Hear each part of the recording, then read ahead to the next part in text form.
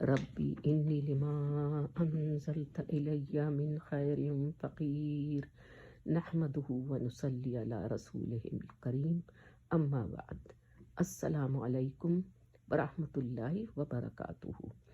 آج میں آپ کو صلاۃ التسبیح کے بارے میں بتلاؤں گی۔ میرے خیال میں آپ سب صلاۃ التسبیح سے تو واقف ہیں کہ یہ ایک ایسی نماز ہے جو کہ 4 رکعت پڑھی جاتی ہے، اور اس میں ہر رکعت میں 75 ٹائمز سبحان اللہ، الحمدللہ، ولا الہ الا اللہ، واللہ اکبر، ولا حول ولا قوۃ الا باللہ پڑھا جاتا ہے۔ تو اس طرح سے ایک رکعت میں 75 ٹائمز ہوتا ہے، اور باقی جو 3 رکعت ہیں اس میں اور 75 75 75 اس طرح سے سب ملا کے یہ 300 ٹائمز ہو جاتا ہے۔ تو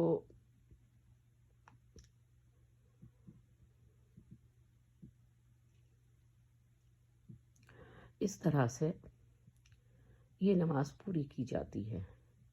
اس کے بارے میں ایک حدیث ہے جو ابن عباس حدیث ہے جو کہ عباس ابن مطلب سے ہے، کہ حدیث میں صلاۃ التسبیح کے پڑھنے کا جو بارے میں بتایا گیا ہے، تو اس میں کہا گیا ہے کہ اس کے رسول اللہ صلی اللہ، اس میں جو حدیث کے جو الفاظ ہیں کہ رسول اللہ صلی اللہ علیہ وسلم نے اپنے چچا ابن عباس کو بتایا کہ چچا جان، میں آپ کو ایک ایسی نماز نہ بتاؤں جس میں آپ کے چھوٹے گناہ، بڑے گناہ، اگلے گناہ، پچھلے گناہ، جانے میں کیے ہوئے، انجانے میں کیے ہوئے تمام گناہ معاف ہو جائیں۔ تو رسول اللہ صلی اللہ علیہ وسلم نے جیسا کہ اس حدیث میں دیا ہوا ہے کہ یہ نماز پڑھنے کے لیے بتلائی، جو کہ میں نے ابھی آپ کو ذکر کیا کہ یہ نماز ہے جس میں سبحان اللہ، الحمدللہ، اللہ اکبر، ولا حول ولا قوۃ الا باللہ کی تسبیح پڑھی جاتی ہے۔ ایک رکعت میں ملا کے سب 75 ٹائمز ہوتی ہے، اور اس طرح سے یہ 4 رکعت کی جاتی ہیں، اور یہ مل کے سب 300 ٹائمز ہو جاتی ہے۔ یہ حدیث سنن ابو داؤد سے ہے۔ اچھا، اور یہ میں آپ کو یہاں بتاتی چلوں کہ سنن ابو داؤد میں ساری حدیثیں صحیح نہیں ہیں، اسکالرز یہ بتلاتے ہیں۔ اور اس کے علاوہ یہاں میں یہ بھی آپ کو بتاتی چلوں کہ امام ابو حنیفہ، ہم امام ابو حنیفہ ہی کو مانتے ہیں، بہرحال اور دوسرے امام بھی ہیں، جیسے امام مالک ہیں، امام شافعی ہیں، اور امام حنبل ہیں۔ ان چاروں ائمہ نے اس کا اپنی کتب میں کہیں کوئی حوالہ نہیں دیا ہے، یعنی کہ یہ حدیث جو کہ میں نے ابھی آپ کو بتلائی، جو سنن ابو داؤد سے ہے، اس کا انہوں نے اپنی کتب میں کہیں کوئی حوالہ نہیں دیا ان چاروں ائمہ نے، یعنی امام ابو حنیفہ، امام مالک، امام شافعی اور امام احمد ابن حنبل۔ اور امام احمد ابن حنبل نے تو اس کو منکر کہا ہے، میں نے اس سے انکار کیا ہے انہوں نے۔ اور شیخ ابن تیمین نے اس کو فیبریکیٹڈ کہا ہے۔ اور اس کے علاوہ قرآن میں بھی ہے، اور اسکالرز بھی یہ کہتے ہیں، اور رسول اللہ صلی اللہ علیہ وسلم بھی نے یہ کہا ہے کہ جب کسی سے کوئی میجر سن ہو جائے تو وہ اس کے لیے 2 رکعت پڑھے، اور وہ 2 رکعت پڑھ کے اپنے اس میجر سن کے لیے اللہ سبحانہ تعالیٰ سے توبہ کرے، کیونکہ وہ جو گناہ ہے یا جو سن ہے وہ بغیر توبہ کے معاف نہیں ہو سکتا ہے۔ تو پھر اس حدیث میں جو کہا گیا ہے کہ چھوٹے گناہ، بڑے گناہ، آگے کیے گئے گناہ، پچھلے گناہ، اور صغیرہ گناہ، کبیرہ گناہ، اور مطلب جتنے بھی قسم کے گناہ ہیں، جانے میں کیے گئے، انجانے میں کیے گئے، وہ سب اس کے پڑھنے سے معاف ہو جائیں گے۔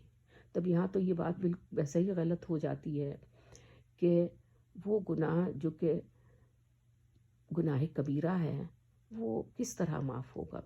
اس سے پڑھنے سے تو نہیں معاف ہو جانا ہے۔ اس کے لیے تو دیا ہوا ہے قرآن میں کہ توبہ کرنی ہے۔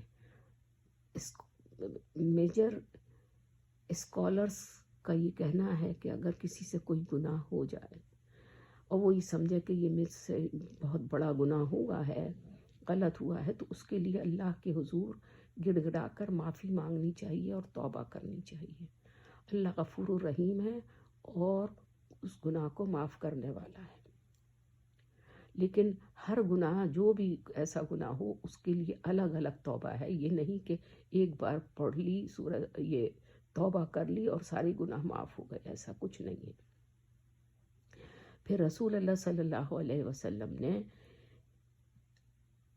کسی بھی عمل کو، چاہے وہ چھوٹے سے چھوٹا عمل کیوں نہ ہو، اس کو پابندی سے کرنے کے لیے پسند فرمایا ہے۔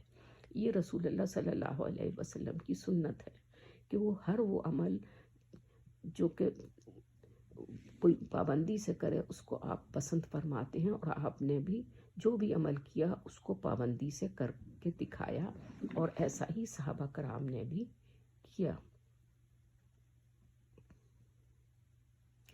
اور اس کے علاوہ اگر یہ حدیث صحیح ہوتی تو پھر بالکل سیدھی سی بات ہے کہ تمام اسکالرز بھی اس کے اوپر متفق ہوتے ہیں اور وہ خود بھی اس نماز کو ضرور پڑھتے، اور رسول اللہ صلی اللہ علیہ وسلم سے بھی اور احادیث ضرور ملتی، کیونکہ امام بخاری شریف اور مسلم شریف کی احادیث مستند ہیں، لہٰذا نہ بخاری شریف میں ہے یہ حدیث اور نہ مسلم شریف میں ہے، تو لہٰذا یہ حدیث جو ہے وہ ضعیف ہے، اس کی کوئی سند نہیں ہے، فیبریکیٹڈ ہے، اور امام حنبل کے مطابق یہ منکر ہے۔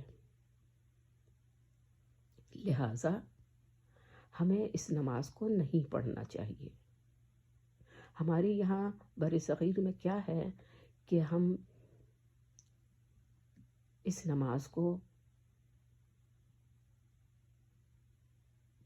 15 شعبان میں بھی پڑھتے ہیں، یعنی کہ شب برات کی رات میں پڑھتے ہیں۔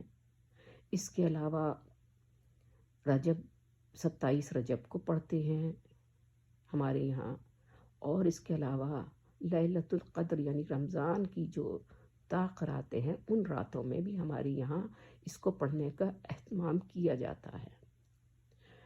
تو یہ غلط ہے، جبکہ تمام 4 امام اس پر متفق ہیں اور وہ اس کو غلط کہہ رہے ہیں۔ رسول اللہ صلی اللہ علیہ وسلم سے اس کی کوئی سند نہیں ملتی ہے، شیخ ابن تیمین نے اس کو فیبریکیٹڈ کہا ہے، تو اس کی کوئی حقیقت نہیں ہے اور ہمیں نہیں پڑھنا چاہیے۔ میں آپ کو یہ بھی بتا دوں کہ مجھے بھی جب اس کا علم نہیں تھا تو میں بھی پڑھا کرتی تھی، لیکن جب میں نے اس کو تلاش کیا، اس کی صداقت کو پتہ کیا، تو مجھے معلوم ہوا کہ یہ صحیح نہیں ہے اور ہمیں اس نماز کو نہیں پڑھنا چاہیے، اور یہ بدعت کے زمرے میں آ جاتی ہے۔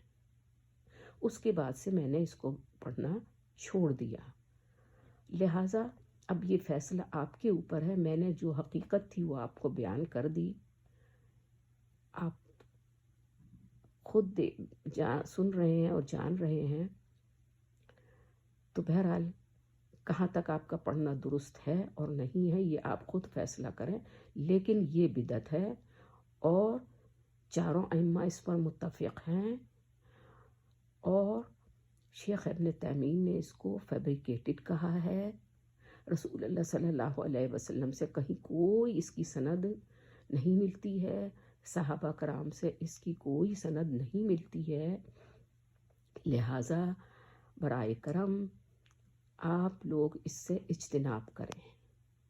اور آج کل کا زمانہ کوئی بڑا مشکل وقت نہیں ہے، انٹرنیٹ آپ کے پاس موجود ہے، آپ کوئی بھی بات جاننا چاہیں تو خود معلوم کر سکتی ہیں یا کر سکتے ہیں، آپ کو خود حقیقت کا پتہ چل جائے گا۔